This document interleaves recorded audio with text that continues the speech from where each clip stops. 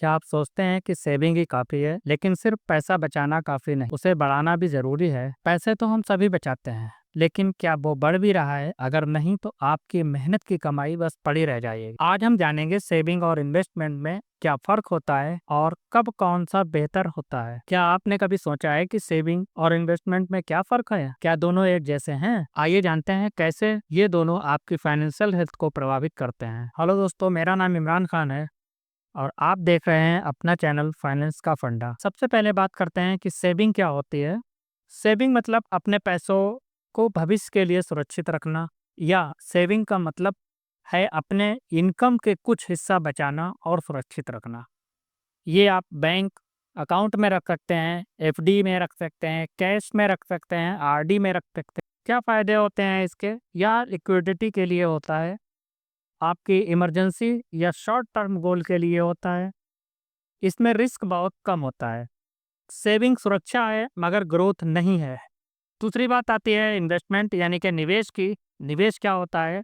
तो इन्वेस्टमेंट का मतलब होता है अपने पैसों को एसेट में लगाना जो समय के साथ ग्रो करें, जैसे कि स्टॉक मार्केट हो गया है, म्यूचुअल फंड हो गया है, रियल एस्टेट हो गया है और गोल्ड हो गया है।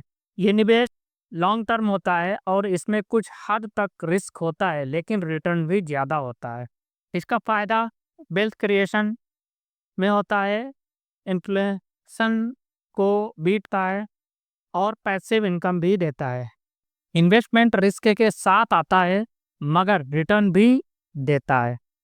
मुख्य रूप से दोनों में क्या अंतर होता है, इस बारे में हम बात करेंगे। तो सबसे पहले आप ये देखिए कि दोनों का उद्देश्य क्या है।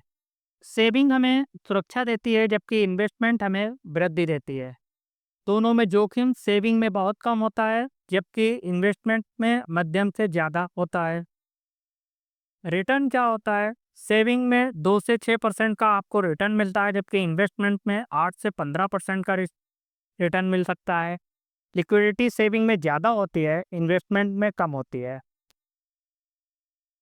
दोनों का टाइम पीरियड में अगर हम बात करें तो सेविंग का शॉर्ट टर्म होता है जबकि इन्वेस्टमेंट लॉन्ग टर्म के लिए होता है।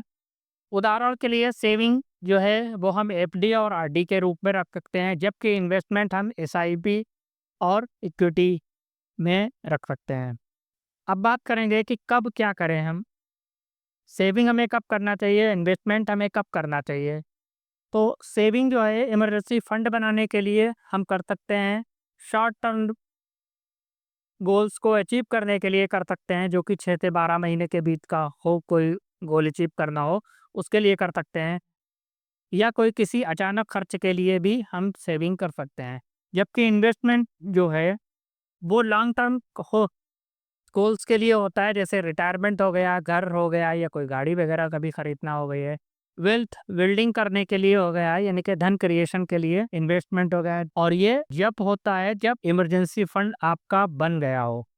इसमें सबसे अच्छा गोल्डन रूल ये मान के चल सकते हैं कि पहले बचत फिर निवेश, यानी कि पहले आप अपनी बचत करें उसके बाद में आप निवेश की ओर ध्यान दें। कुछ सामान्य गलतियां होती हैं जो कि अक्सर लोग करते हैं कि सारा पैसा सेविंग में रखना, कोई ग्रोथ नहीं है इसमें। दूसरी चीज, बिना सोच ज्यादा रिटर्न के चक्कर में निवेश कर देना, ये भी आप बहुत ही बड़ी गलती है। तीसरे नंबर पर इमरजेंसी फंड को भी निवेश कर देना, या आपने कोई इमरजेंसी फंड रखा है और उसको आपने निवेश कर दिया, तो ये भी एक बहुत बड़ी गलती है। ये कुछ गलतियां हैं। जोखिम और रिटर्न दोनों में एक साथ चलते हैं। जोखिम भी साथ चलता है और रिटर्न भी हमेशा साथ चलता है। सबसे अहम बात, सभी पैसा एक जगह ना लगाएं। और शुरुआत के लिए आप सबसे बेस्ट आपका निवेश के लिए आप एसआईपी में या इंडेक्स फंड में या बॉन्ड में आप निवेश कर सकते हैं। दोनों का संतुलन अगर देखा जाए तो आप 50-30-20 के नियम के अनुसार भी आप इसको देख सकते हैं। इसका नियम क्या है ये मैं पिछले वीडियो में बता चुका हूं, आप उसको भी जरूर देखें। 50% मतलब खर्च जो जरूरी आपके खर्च हैं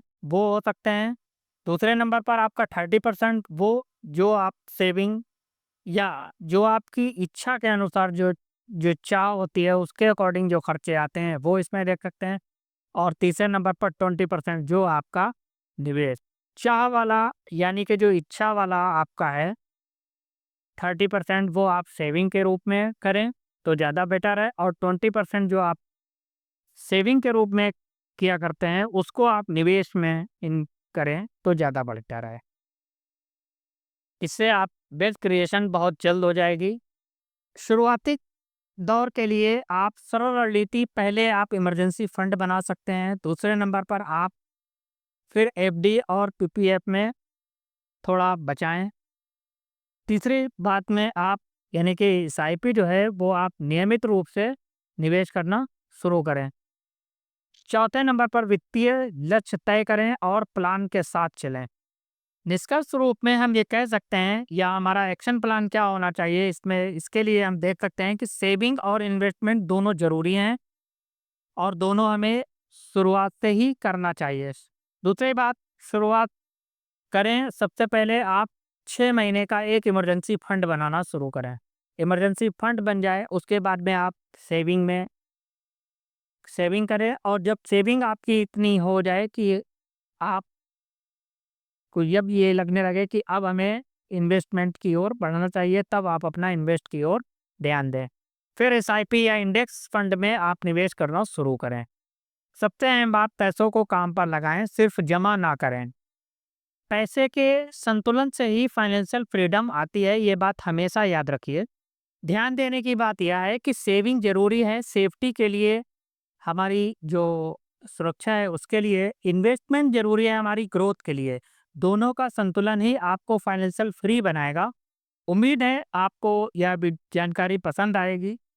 इस वीडियो को ज़्यादा से ज़्यादा शेयर करें, कमेंट करें और बताएं आपने कहाँ पैसा सेव किया है और कहाँ आपने इन्वेस्ट किया है। चैनल को सब्सक्राइब करना ना भूलें। Thank you.